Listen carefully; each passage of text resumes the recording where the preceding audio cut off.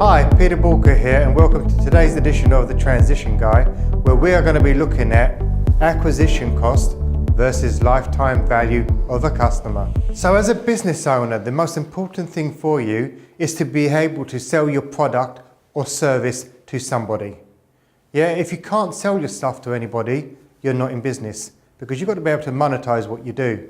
Now, if you actually thought and actually stood back and did some calculations, how much it actually costs you to acquire a client, a customer. What is the total cost? Now, I don't mean a lead, because yeah, you can say, well, my lead is this. I'm talking about the entire sales process until that person starts spending money with you. Now, go and do that exercise, because I promise you it'll be quite a revelation. And once you've done that exercise, ask yourself the question. Now you've got that customer. Now they're starting to spend money with you. How much are they going to be worth to you over their entire lifetime? So the reason I ask this question is because too often we do not think long-term relationships. We just think the here and now. And the reality is, if we look at the economy in which we operate today, we operate in a high trust-based economy. And at the end of the day, there's no point acquiring a client if you don't want to take them on that journey. Because you can spend forever just going out there trying to find new customers, trying to build up that trust for them to spend money with you, and then not to take that stage further is an absolute travesty. Now, an example I want to share with you where perhaps short-termism can have a massive negative impact. So we all love our cars. Me especially, I love driving cars. For the last 20 years, I have been a very sort of loyal member of the BMW club. For those of you that do not like BMW, I apologize now, but that's just the way it is.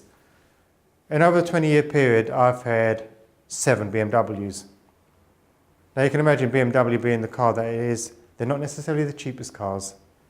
And my current sort of BMW is the 7 Series. Now you would expect from a company like BMW to have impeccable customer service. They actually think of the long game.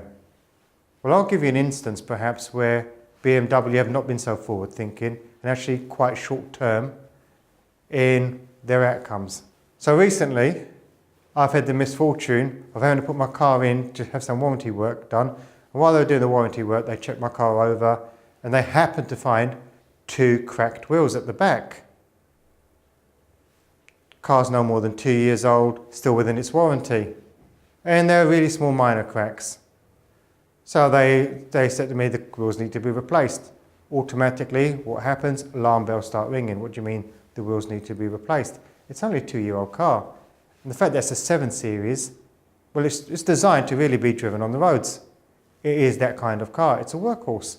So I asked them the question, how did they get damaged? Well, they said it's the roads. They said, yeah, it's just the British roads. You've had a bad winter. It's pothole damage. Yet on the wheels, there were absolutely no visible impact marks. So I asked the question at the end of the day, okay, if it's road damage, surely you should be providing vehicles that can withstand the roads in which British people have to sort of endure. At the end of the day, roads are roads, okay? There are going to be potholes, there are going to be small dinks. Build a car fit for purpose. So I challenged him on this and asked him the simple question being that if it was pothole damage, number one, why was there no visible impact damage? And number two, why was it just the 2 rear wheels that were cracked? Surely if I'm going to go over a pothole, the impact would be on the front wheel, first and foremost, where the engine is, and where the car's the heaviest. They said no. So basically what they were trying to assume and sort of intimate the fact that probably I was driving at very high speeds in reversed over speed humps, and then stopped instantaneously, preventing the front wheels from being impacted in any way, shape or form. So they did their tests, etc. And what did they come back with? It's outside of the manufacturers. Manufacturing was all fine. The defect, well, is impact damage, is road damage. You're going to have to get it replaced. Am I disappointed as a BMW customer? Absolutely. I tell you what really disappoints me is they are not thinking the long-term game. You think about it, 7 vehicles, a couple of them being 7s, they're not the cheapest cars on the market. Yet all of a sudden, none of that came into consideration. They weren't thinking relationship. you know what they were thinking? You can pay 1,500 quid. The fact that the wheels would probably cost BMW, what, £600 to replace under warranty, didn't come into consideration. When I started looking on the forums, guess what I saw? Many BMWs drivers are having challenges with alloy wheels. So it's not just an isolated incident.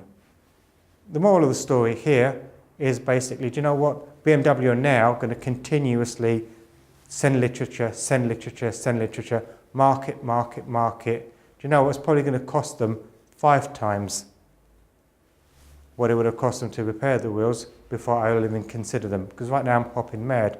And actually, when you look at other companies, there were instances where maybe Mercedes with their S-Class drivers wouldn't really treat their clients the same way. So you've got to think in your business, how do you play the game with your customers? What I mean by that is, are you thinking long-term relationships, or when you get challenges that are thrown at you, are you thinking customer service, or are you thinking money? Short-term, long-term. And another instance where this is played out, and this has actually happened this week, is with the whole United Airlines debacle. Now, those of you that read the news, you've seen what's happened. An Asian doctor was seated on the plane. What happened? They wanted the seat to be released because they needed to put someone else in that seat. The passenger wouldn't voluntarily give up their seat. Why would you when you're seated, your luggage is in the hold, and you perfectly pay for that seat? How did United deal with it? They got the TSA police involved. They came on board the plane and they removed him. So their strategy for dealing with the problem was beating the shit out of the customer at the end of the day, for it to be videoed by people and made viral. Now you can imagine, how much money does United Airlines spend on marketing and advertising, trying to entice people onto its flights? Millions and millions and millions. By one act of stupidity, and actually it's more than one act of stupidity, because they've been in the news recently banning leggings on their flights. So they're not having a very good tenure at the moment, are they?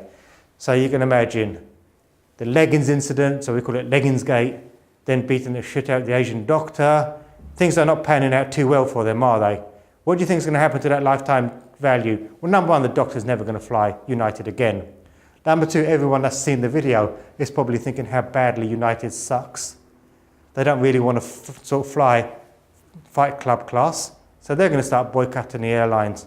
The lifetime value of not just that one customer has gone down the toilet, but it's going to be other customers as well. So really, I'm urging you as sort of business owners, start thinking long-term strategy. Start thinking about how you're going to take care of your customers, how you're going to maximize the lifetime relationship that you're going to be on the journey that you're going through. So start thinking lifetime value of a client. Remember this, the longer you keep that client on board, the lower your acquisition cost is going to be. And if you don't want to service a client, guess what's going to happen? Somebody else will, i.e. your competition. And that's the last thing you want. Why would you want, like United Airlines, to make your competition stronger? Because if they're getting stronger, you're getting weaker. Now, if you want to talk about acquisition costs within your business and how to increase the lifetime value of your clients, head over to Boolkah.com. And remember, failing to learn is learning to fail.